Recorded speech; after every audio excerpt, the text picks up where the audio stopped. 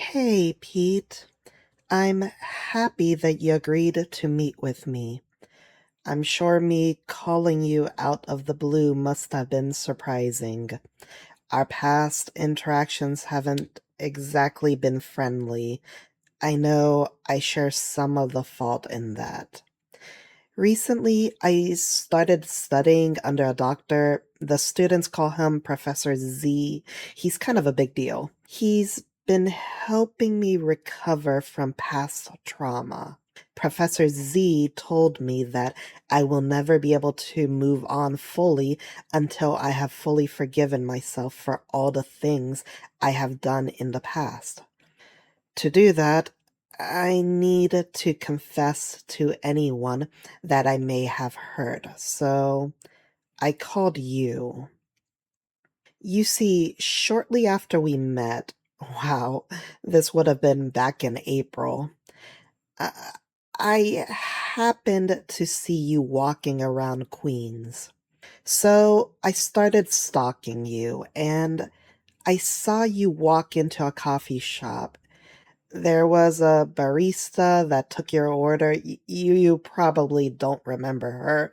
It was so long ago, but I telepathically possessed her. And while I was making your order, I spat in your coffee. I know that was disgusting and I shouldn't have done that. Like I said, I'm trying to be better and I just felt like I should confess to you. I'm not done, I'm afraid. I kind of fired you from your photography job, that is. While I was stalking you, I found where you worked, so I possessed your boss and I fired you.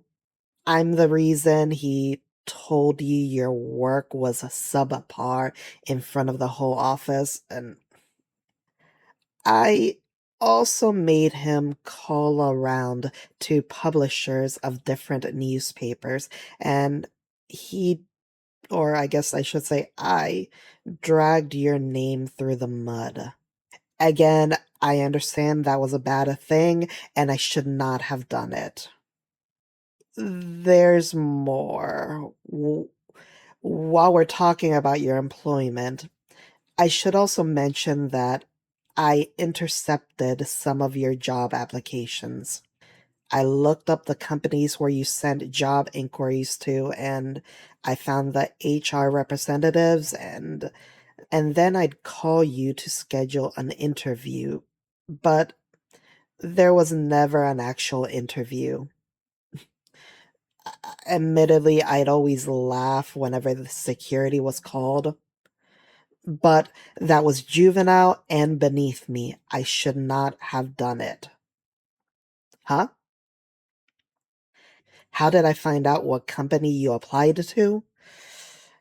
Well, I looked at your computer. How? Well, that's a funny story. Or I guess I should say not so funny looking back. The first time I read your mind, I noted that you always ordered pizza every Friday from the same place.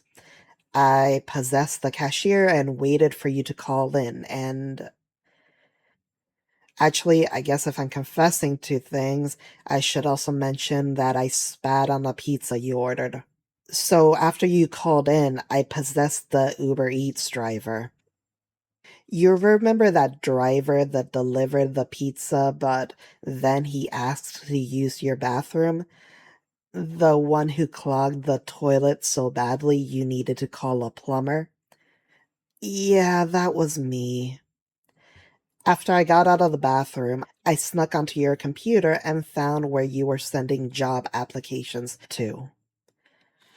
By the way, you really shouldn't save your credit card onto your computer. I used it to buy a bunch of random things off of Amazon and subscribe to several adult streamers. I'm also the one who sent your subscription list to your aunt. I used your real name when I subscribed to them, by the way. Listen, I'm sure you're upset, but I have one final minor, well, major thing to confess to. You know your ex-girlfriend, the one that you made magically forget about you to save the world or whatever? Uh, you know how back in June when she called you out of the blue and said that she remembered who you were? Yeah, that was me. I was also the one who invited you over, or I guess I should say it was me in her body.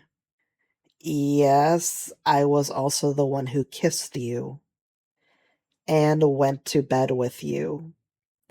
Yeah, I didn't actually release her until we had fallen asleep.